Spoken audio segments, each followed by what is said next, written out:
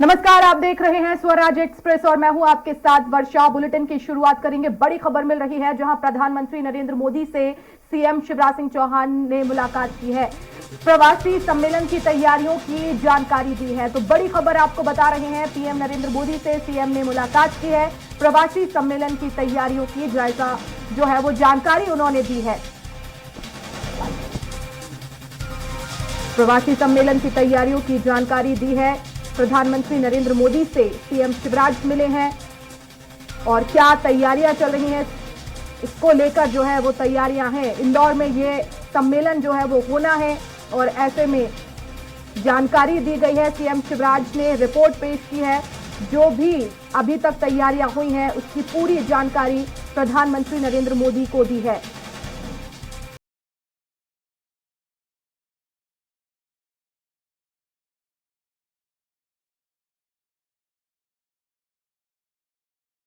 CM Shivraj Singh Chauhan ने मुलाकात की है। प्रवासी भारतीय सम्मेलन की जानकारी सीएम ने दी है। आपको बता दें कि इंदौर में प्रवासी भारतीय सम्मेलन होना है और इसकी तैयारियां मध्य प्रदेश में जोरों पर है। इंदौर में तैयारियां लगातार चल रही हैं और इसी बीच सीएम शिवराज दिल्ली में प्रधानमंत्री नरेंद्र मोदी से मिले और इसकी जानकारी दी है।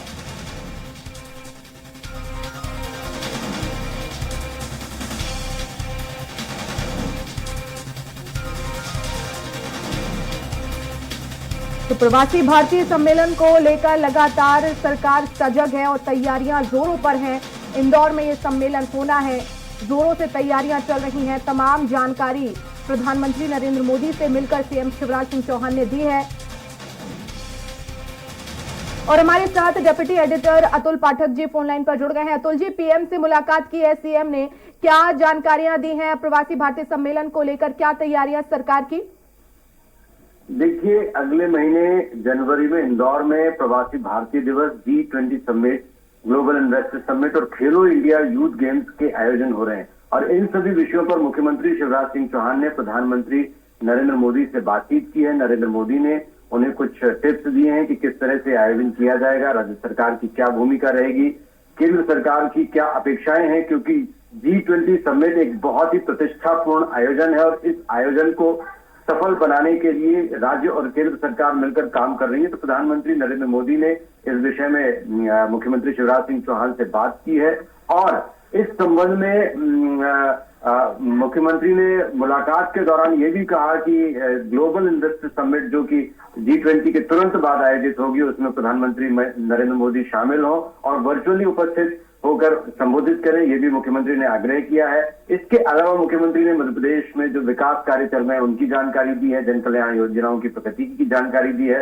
और भी मध्य प्रदेश सरकार के जो नवाचार हैं, जो स्थितियां हैं, उन सबको लेकर मुख्यमंत्री ने प्रधानमंत्री को अपडेट किया है। अतुल जी, जनवरी में ये आयोजन होना है और ऐसे में समय कम है, तैयारियां पूरी कर ली गई हैं क्योंकि हम देख रहे हैं कोविड का भी खतरा जो है वो मंडरा रहा है। ऐसे में और विशेष तैयारियां की जा रही हैं?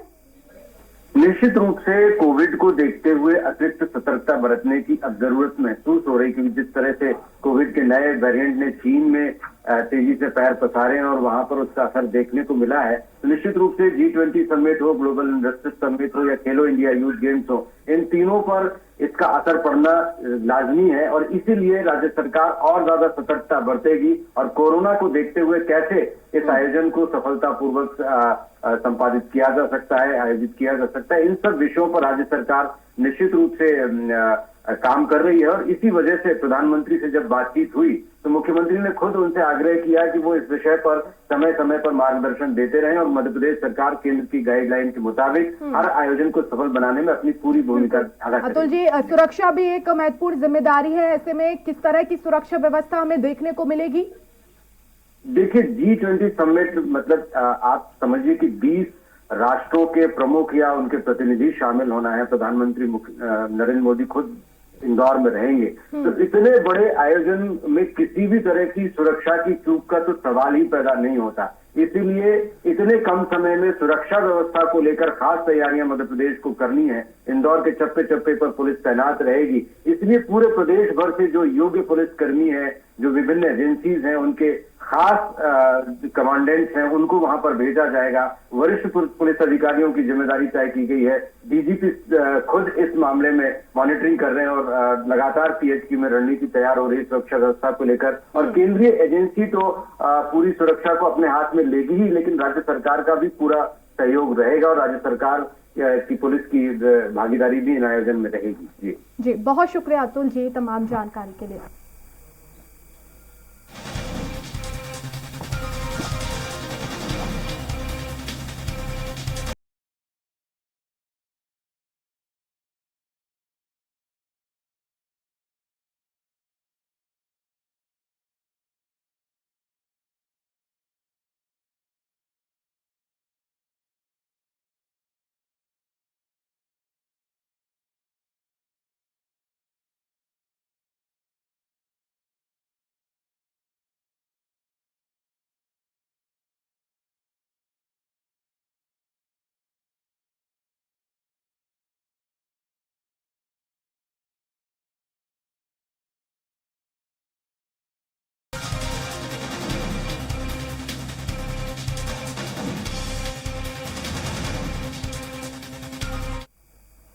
और चलिए बढ़ते हैं आगे। शराब पर सियासत। जी हां, मध्य प्रदेश में एक बार फिर शराब को लेकर सियासत शुरू हो गई है। न्यू ईयर पर पार्टी को लेकर सरकार के नए नियम पर अब विपक्ष सवाल खड़े कर रहा है।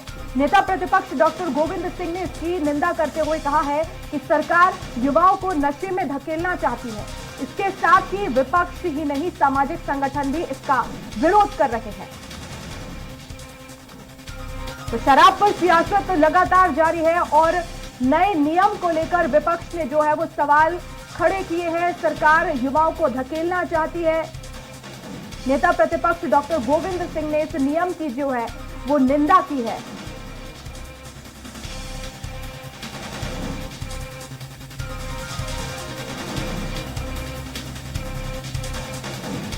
तो नेता प्रतिपक्ष ने अब सवाल उठाए हैं नए नियम को लेकर। न्यू ईयर पार्टी पर यह सवाल है। नेता प्रतिपक्ष डॉक्टर गोविंद सिंह ने निंदा की है और उन्होंने कहा है कि सरकार युवाओं को नशे में धकेलना चाहती है।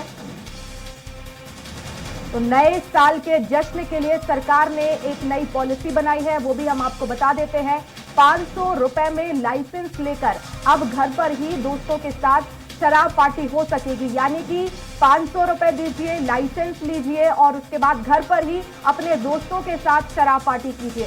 घर के अलावा मैरिज गार्डन, हॉल और रेस्टोरेंट के लिए भी लाइसेंस अब ले सकते हैं। हाउस पार्टी में 4 बॉटल से ज्यादा शराब होने पर लाइसेंस अनिवार्य है। 500 रुपए में लाइसेंस लेकर अब घर पर ही दोस्तों के साथ शराब पार्टी हो सकेगी। तो ये नया नियम है जिस पर अब विपक्ष सवाल खड़े कर रहा है और आरोप ये कि शराब के नशे में युवाओं को धकेल रही है सरकार। नीति शराब पीने के लिए खुली छूट दे रखी है। नए साल के उपलक्ष्य में 500 रुपए का लाइसेंस ले जाओ और घर में बैठ के पियो और जश्न मनाओ।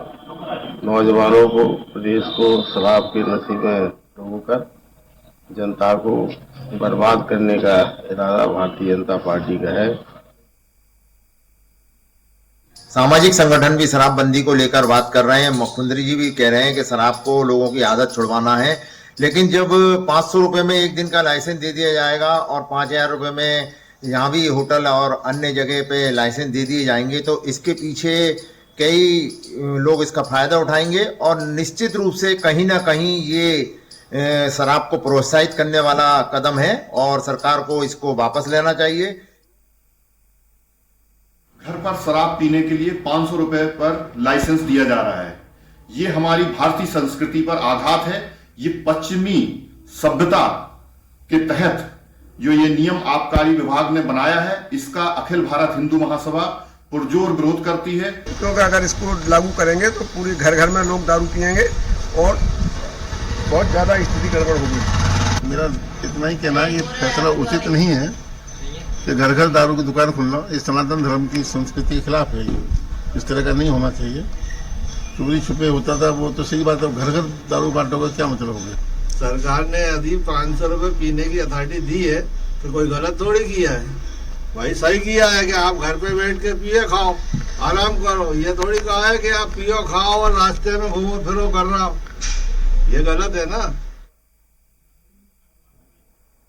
और हमारे साथ ज्यादा जानकारी के लिए संवाददाता अतुल शर्मा लाइव जुड़ गए हैं। अतुल, सबसे पहले हम आपसे वो नियम जानना चाहेंगे जिसकी आलोचना सामाजिक संगठन भी कर रहे हैं, आम लोग भी कर रहे हैं, विपक्ष भी इस पर सवाल उठा रहा है।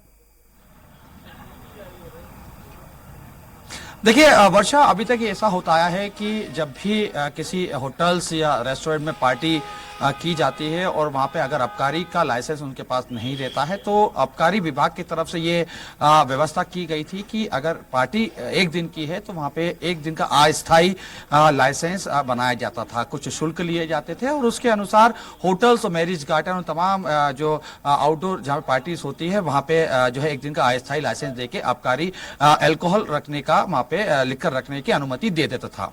लेकिन अब जो मामला सामने निकल के आया है वर्षा, वो कहीं ना कहीं एक विवादास्पद होता जा रहा है, क्योंकि जिस तरीके से विपक्ष का ये आरोप है कि आबकारी का और प्रदेश सरकार इस समय युवाओं को नशे में ढकेलने की कोशिश कर रही है, क्योंकि जो निर्णय सामने निकल के आया है आबकारी विभाग का वो ऐसा है कि अब घर में भी आप पार्टी कर सकते हैं और कुछ शुल्क यानी कि 500 रुपए तक का आप शुल्क आबकारी विभाग को दें, उसके बाद आप घर के टेरिस पर युवा पार्टी कर सकते हैं, उस पर किसी भी प्रकार का कोई गैर कानूनी जो है धाराएं नहीं लगेगी। यानी कुल मिला के कह सकते हैं कि आबकारी के इस फैसले के बाद सियासीकरण हो गया है। देखिए बस इस पूरे मामले को हमें समझना होगा और सबसे पहले यह समझना होगा कि आखिर इस विवाद क्यों बन गया।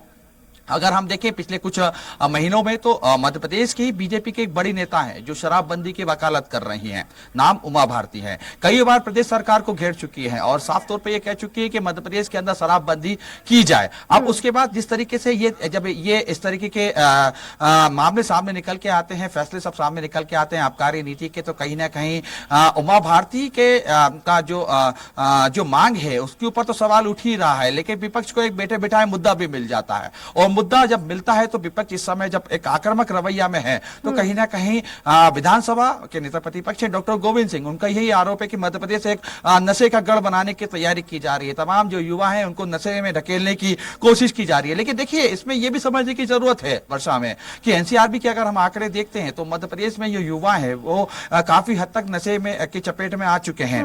कई ग्रामीण अंचल हैं जहां पे हमने देखने को मिल रहा है कि सिर्फ शराब ही नहीं, दूसरी जो नशे की पदार्थ हैं वो भी खुलेआम बिक रहे हैं। तो एक सवाल ये उठता भी है कि मध्य प्रदेश की सरकार ने जिस तरीके से आबकारी विभाग का ये फैसला आया है तो वो फैसला कैसे आने दिया और आखिर जब 31 की का नया साल का आगाज होगा और इवनिंग पार्टी जब होगी तो घर घर में छत पे शराब दिखेगी, क्योंकि आबकारी विभाग ने खुलेआम फैसला दे दिया है कि आप चाहें तो 500 रुपए का शुल्क अदा करें और घर पे। सवाल यही है कि आखिर इस तरह का फैसला लिया गया है, क्या आबकारी विभाग ये नहीं समझता है कि घर में अगर शराब पार्टी हो रही है तो वो कितना जायज है, क्योंकि घर में दोस्तों के साथ, वहां तो महिलाएं भी हैं, वहां तो बच्चे भी हैं, परिवार है पूरा।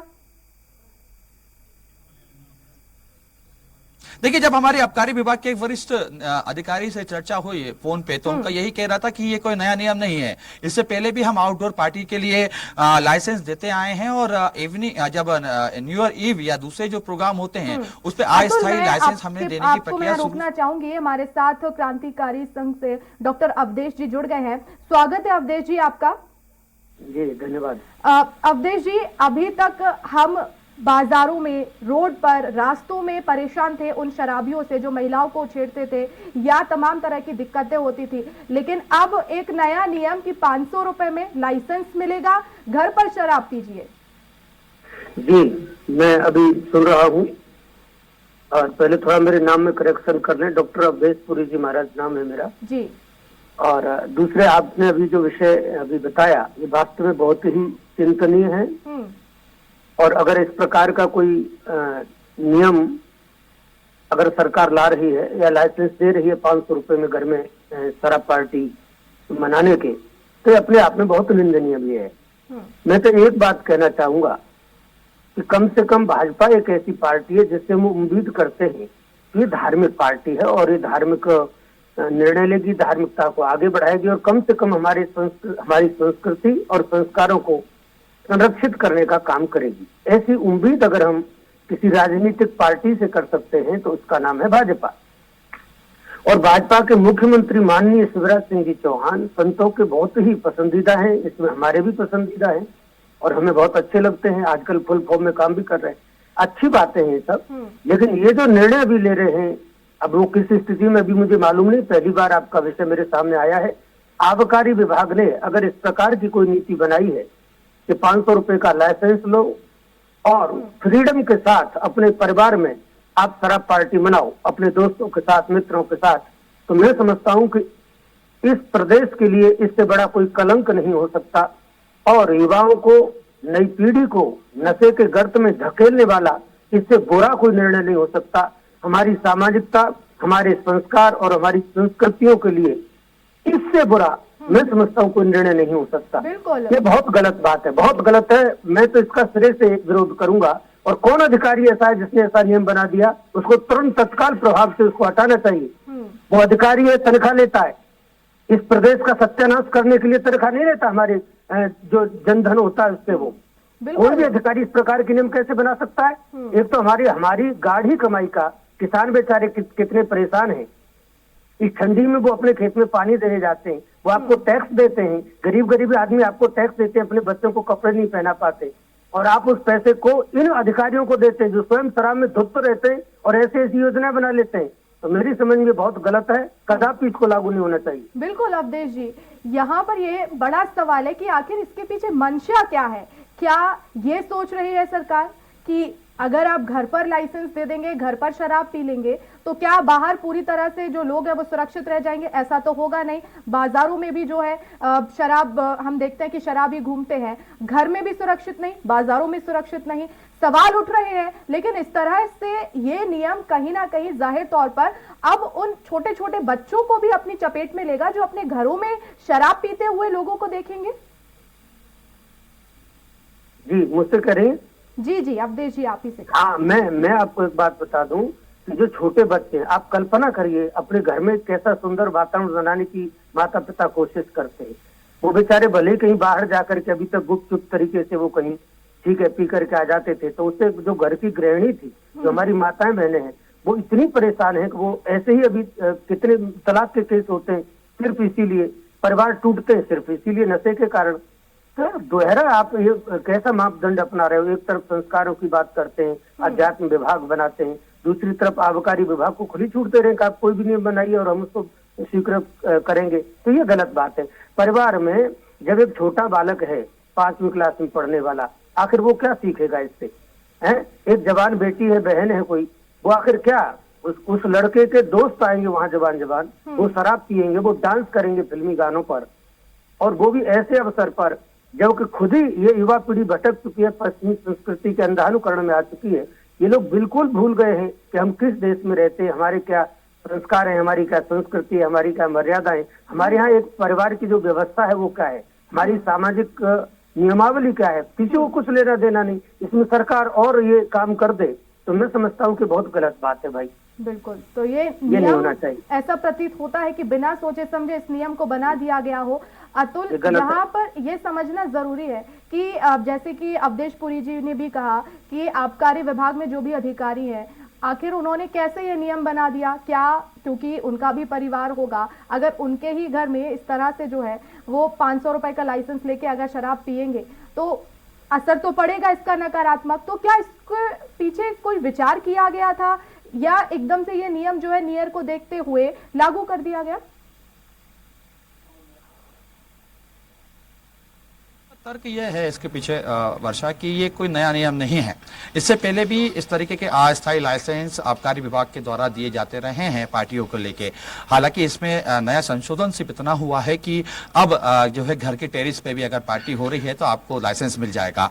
हालांकि देखिए इस पूरे मामले को लेके आबकारी जब विभाग के कमिश्नर हैं उनसे चर्चा करने की जब पूरी कोशिश की, कोई मामला जब पूरा विवाद में आया तो उसके बाद अब कहीं ना कहीं मीडिया से दूरी बनाते हुए जरूर जो है आबकारी कमिश्नर दिखाई दे रहे हैं। लेकिन इस बात को समझना होगा। देखिए मध्य प्रदेश की सियासत में इस समय कई दिनों से हम देख रहे हैं शराब और शराबबंदी को लेकर जिस तरीके से सियासत होती आई है, और बीजेपी के ही वरिष्ठ नेता हैं, पूर्व मुख्यमंत्री हैं उमा भारती, उनका ही ये तर्क है कि मध्य प्रदेश को अगर बचाना है, मध्य प्रदेश को अगर एक विकास की तरफ ले जाना है, मध्य प्रदेश के युवाओं को अगर सशक्त करना है तो मध्य प्रदेश में शराबबंदी लागू करनी होगी। हालांकि इस बीच में जब तमाम अटकलें शराबबंदी को लेकर सियासत हो रही है मध्य प्रदेश में, और इस तरीके के जब निर्णय सामने निकल के आते हैं तो सवाल तो उठते हैं और सवाल उठने भी चाहिए वर्षा। हालांकि देखिए इस पूरे मामले को लेकर विपक्ष का ही पूरा ये तर्क है, और विपक्ष लगातार इस मुद्दे को एक बड़ा मुद्दा बनाने के फिराक में भी है। और जिस तरीके से डॉक्टर गोविंद सिंह का बयान सामने निकल के आया है शराब नीति को लेकर, तो कहीं ना कहीं ये मामला भी स्पष्ट हो गया है कि विपक्ष इस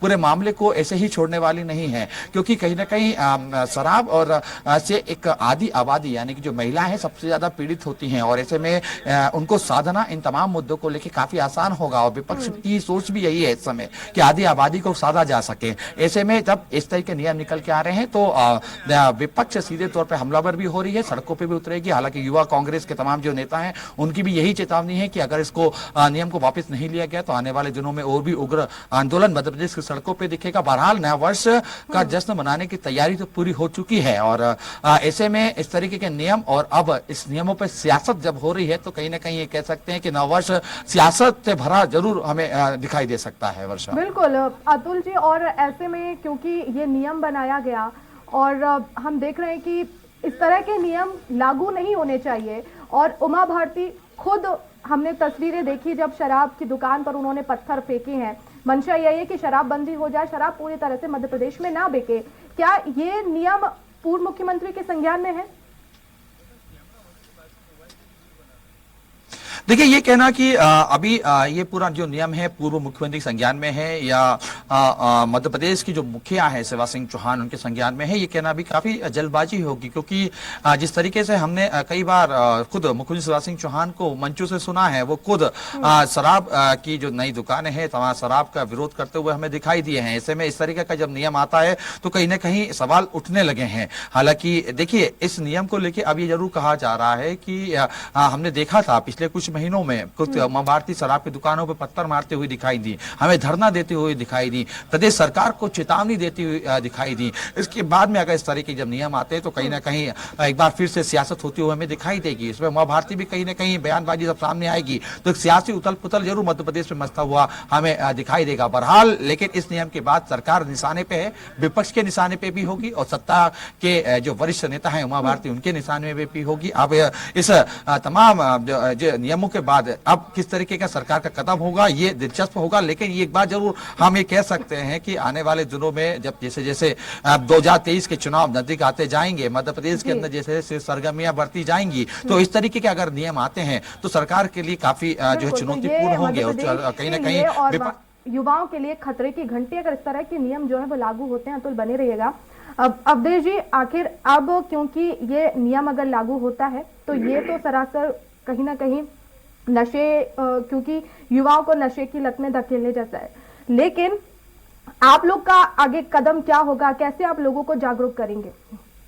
नहीं देखिए, हम तो पूरी जागरूकता के लिए तैयार हैं, और आप जो है मीडिया ही इसका माध्यम है। आजकल लोगों को जागरूक करने के लिए बहुत बड़े आंदोलनों की और बहुत बड़े एक समय की आवश्यकता नहीं पड़ती। आप लोग हैं, इतने सारे चैनल हैं, इतनी मीडिया है, ये एक दिन में जागरूक कर देती है। माननीय शिवराज सिंह जी को अभी तक नहीं भी मालूम होगा तो मुझे लगता है कि आज ही मालूम पड़ गया होगा या पड़ जाएगा भी घंटे 2 घंटे में। तो रही लोगों की बात, तो देखिए कोई भी माँ बाप ये नहीं चाहते कि मैं अपने बच्चों के साथ बैठ करके शराब पीऊं। कोई भी माँ बाप ये भी नहीं चाहते कि मेरा बेटा मेरी बेटी के सामने, मेरे छोटे बच्चों के सामने बैठ करके अपने दोस्तों के साथ शराब पिए। तो मैं जहाँ तक समझता हूँ कि हम पश्चिमी संस्कृति का ऐसा अनुकरण न करें जिससे कि हमारा भविष्य खराब हो जाए, हमारी युवा पीढ़ी का भविष्य खराब हो जाए, उसके चरित्र के साथ खिलवाड़ हो जाए, उसके स्वास्थ्य के साथ खिलवाड़ हो जाए। अरे हम देश को समृद्ध बनाना चाहते, प्रांत को समृद्ध बनाना चाहते, तो हमको युवा पीढ़ी को समृद्ध बनाना पड़ेगा। और युवा पीढ़ी को समृद्ध बनाने के लिए सबसे पहले उसका जो चरित्र है उधर हमको ध्यान देना चाहिए। बिल्कुल अवधेश जी, समृद्ध बनाने के लिए युवाओं को नशे से दूर करना भी बहुत ज्यादा जरूरी है। बहुत शुक्रिया हमसे जुड़ने के लिए, हमें समय देने के लिए अवधेश जी, और अतुल आपका भी बहुत शुक्रिया तमाम जानकारी के लिए। और इसी के साथ इस बुलेटिन में फिलहाल इतना ही। नमस्कार।